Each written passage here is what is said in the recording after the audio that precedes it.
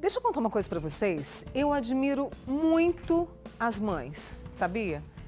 Sabe por quê? Porque elas cuidam, trabalham, administram, ponderam e com tantos verbos, muitas vezes elas ficam sobrecarregadas. E aí a saúde mental, a saúde emocional, né? Esse pacote pede socorro. E é sobre isso que a gente vai conversar agora com a psicóloga Gleice Pires, que está com a gente via remota, porque ela trabalha justamente com a maternidade, ela recebe as queixas de muitas mulheres que são mães e estão passando por esse momento. Né, Gleice? Bom dia para você. E às vezes não pedem ajuda. Por que é tão urgente falar da saúde mental das mães? Olá, Mônica. Estão me ouvindo? Sim, estou ouvindo perfeitamente. Que bom. Então, Mônica, primeiramente, bom dia. As mães, como você disse, né? As mães, elas tendem a ter muitos verbos aí, né? Ela tem que administrar a sua vida, ela tem que administrar o seu filho. Então, com o nascimento de uma criança, ela acaba tendo muita responsabilidade, né? Então, quando tem ali uma rede de apoio, uma parceria, ela consegue administrar, né? Então, ela precisa de ter uma saúde mental equilibrada, né? Ela precisa se cuidar. E o que a gente percebe dentro dos consultórios é o inverso, né? Ela não consegue administrar, ela não consegue cuidar, ela não consegue desvincular. E aí, a partir do momento que ela se torna mãe, parece que ela esquece também, né? Um pouco de ser mulher, de ser mãe, da sua própria sexualidade, entende? Isso tudo tem reflexo com o tempo, né? Gleice, aí eu fico imaginando assim, porque às vezes, para a maioria delas, é difícil pedir ajuda. Qual que é o começo para cuidar dessa saúde mental, dessas emoções? É pedir ajuda ou tentar também ali o autocuidado, desenvolver o autoamor, que isso ajuda bastante? Também, claro.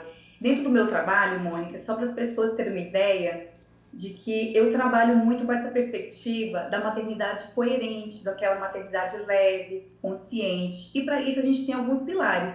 E um pilar muito importante é esse pilar que você falou, do autocuidado, né, desse amor próprio. Então a gente pode pensar aí, claro que tem casos que ela precisa sim buscar ajuda, mas ela pode desde o início já começar a praticar, né, fazer algumas coisas que elas podem em casa mesmo fazer, né? Então aqui eu fui pincelando algumas coisas para a gente trazer, coisas simples do dia a dia mesmo, né?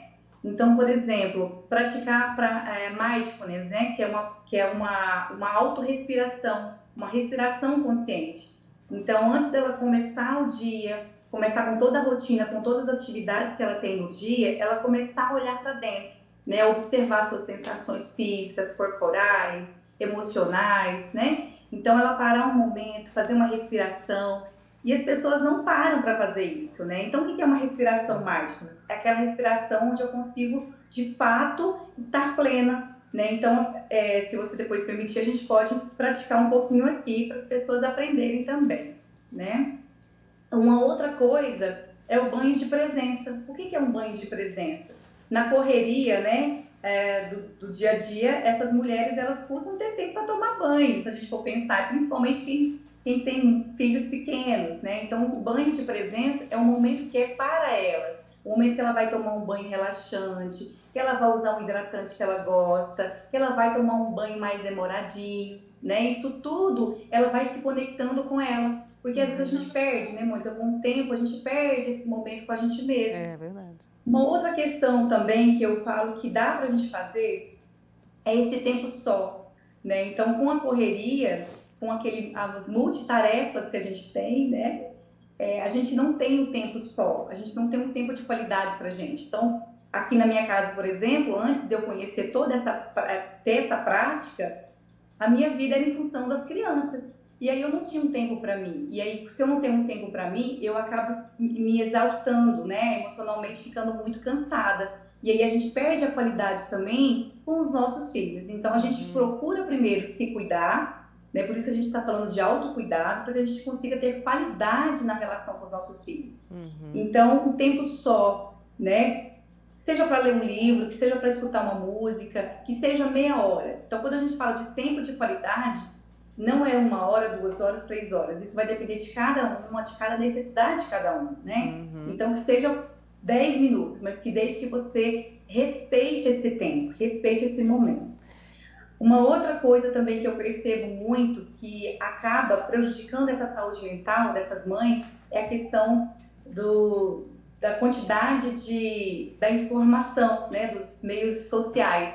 Então eu falo de detox social, né? Então a gente precisa fazer esse detox, porque é muita informação que chega e aí ela fica se sentindo cada vez mais sobrecarregada, cada vez mais culpada. Então fazer esse detox digital, né? Então tem um momento ali que ela fala assim, agora eu não vou mais usar o telefone, agora eu vou estar presente para fazer alguma outra coisa, cuidar dos filhos ou cuidar dela mesma.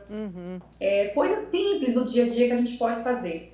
Uma outra questão... Não, pode falar, E Mônica. esses passos que você está trazendo para a gente são tão simples, mas tão simples para a gente poder colocar em prática. Você trouxe 4 aqui para a gente e eu quero que você ensine essa respiração agora, se for possível, sabe? Para que a gente possa fazer. Eu acredito que seja muito importante para esta mulher que encara uma jornada aí que eu admiro bastante, né? E acho que até para a gente mesmo pode servir, ô Gleice. Sim, claro.